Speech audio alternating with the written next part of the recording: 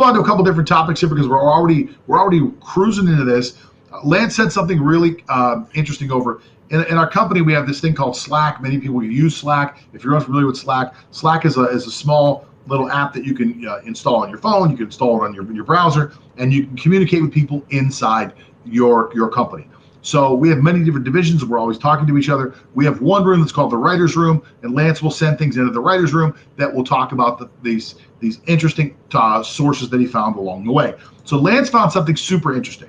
And Mike Clay is a writer for the NFL Network, I believe. Am I wrong about that? Who does he write for? Do you remember who Mike Clay writes for? ESPN. Oh, he writes for ESPN. Okay. Mike Clay for ESPN. Yeah. Okay, Mike Clay made an interesting chart that actually talks about each team, and it ranks their current players on their roster. And in doing so, it doesn't rank them individually. It ranks them as a position grouping.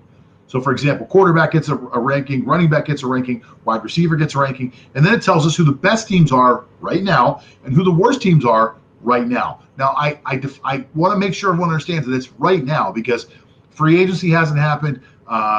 No one's franchise tagged anybody. We've had no draft. So this is at the moment right now. These rankings will change, but we do want to talk about what Mr. Clay came up with for his best teams, his worst teams, his best position groupings, and his worst position groupings. Lance, I'll let you take over from here. Okay, so first things first. So he divided an entire NFL team into 10 positions, and he gave like a certain criteria or a certain percentage of the grade that he gave per position. Like, for example, for quarterback, he gave it the biggest chunk with 26%, and he only gave 3% for running backs and only 5% for tight ends. So as granted, if you have a good quarterback, then chances are you have a fantastic team. You have a chance to win, much more like reach the postseason. So he gave them a grade. The highest is 4, and of course the lowest is 0. So he averaged everything to have per position ranking, and then he averaged the ranking of both offense and defense, and then came up with the overall ranking. So apparently, this list does not include free agents. So these are just players that are still under contract and the team. So granted that he has done that. Fascinating though, at quarterback, he has the Chiefs at a perfect 4.0. Even though Aaron Rodgers is the most valuable player last season, and the Packers are just at 3.9 at second place. Because, like I've said before, Patrick Mahomes is easily the most overvalued player in the NFL, probably from now and for the next 10 years. But go ahead. Yeah, so that's for quarterback. And at running back, I guess this is accurate enough. He had the Cleveland Browns at number 1 at a perfect 4. Of course, they have backfield duo of Kareem Hunt and Nick Chubb powering that backfield. And coming in at second is the Minnesota Vikings. Of course, they have a Dalvin Cook. And number 3 for running backs is the New York Giants. So that's an interesting case for running backs. It's very interesting, actually, very, very interesting. Totally, especially the Giants part. I guess they're giving Saquon a lot of extra points, saying he's gonna come back 100% healthy, right? Yeah, I guess so. Yeah, granted that he's still under contract, so they still factor in the talent of Saquon Barkley onto the team. So at wide receiver, the Bills have the Cowboys actually have the best record. Yeah, so they have a perfect 4.0. But the beauty of this chart, though, is that if you're a general manager, or if you're building a team somewhat, you see the spots where you're already good at. Yeah. So you see where you are strongest, you see where you are weakest, and if you follow this chart that Mike Clay did, general managers will have a keen sense of where do they need to invest money, where do they need to invest draft picks, or where do they need to bolster their team. So if they get a green mark for that position, so chances are we have a fairly good receiving core, we have a fairly good backfield tandem here. So if they get green there, but if it's red, like for example, the Eagles, even though Jalen Hurts showed some promise, they are still ranked at 1.3. So they still needs improvement on that part. So that's the beauty of this chart. So overall, John, it's still the Packers who got the highest grade at 2.9. The You Chiefs mean come in at second, and total team grade?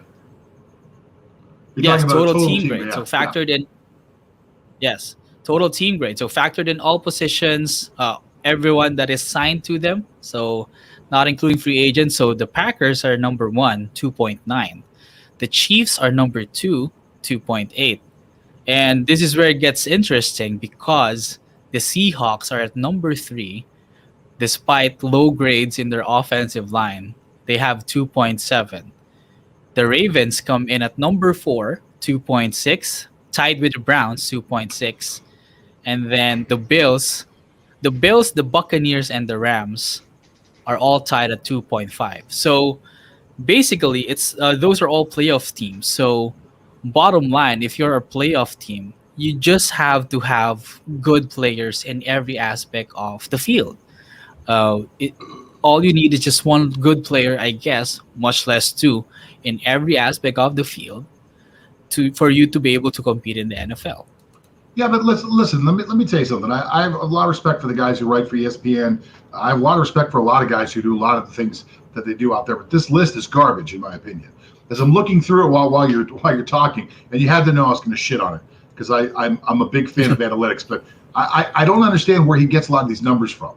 So like I'll just deal with a team, and to me, I always look at this. This is my picture looking outside at the way the national media looks and investigates into different teams. So I follow my own team very well, and I'm a Pittsburgh Steelers fan. I probably know more about my team than I know about any other team in the NFL, and I know a lot about my team, and I'm honest about my evaluations of things. Now, I'm not saying my evaluation of things is always perfect, but I believe my evaluation of things is far more honest than what you get from a national media. And sometimes it's far more honest than what you get from actual Steeler fans. For example, recently in one of these groups I belong to on Facebook, a guy goes into the group and he says, well, the Steelers are terrible at managing their own players. Look at what happened with Antonio Brown and Le'Veon Bell. They couldn't even manage that situation, and they both left, and then you never heard a peep from them anywhere else because they went and coaches knew how to handle them. Well, that guy who made that comment is a fucking moron. Because Antonio Brown went to the next team he went to, literally got thrown off the team before he ever played a game, got cut, then went to another team, excuse me, where he lied to the organization, played one game and got cut. So that's nonsense. Le'Veon Bell was never a locker room problem. He was never a discipline problem. He was a contract issue. And he couldn't figure out his contract between the front office and him. Had nothing to do with coaches, had nothing to do with Ben Roethlisberger. That's complete and total nonsense. So now why am I bringing that up? I'm bringing that up because when you look at just the rankings that they gave the Steelers, and overall they give the Steelers a pretty good ranking, 2.4. So they're in your top 10. But when you look at the ranking, they only give their quarterback 2.0. Well, that's nonsense. That is nonsense. They give their receivers only 3.0. Again, nonsense. Offensive line, 0.6. Okay, maybe, because their offensive line isn't very good. Defensive line is a perfect 4.0.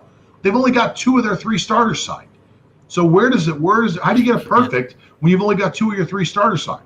The other guy that might be a starter this year, I guess, would be Isaiah Buggs.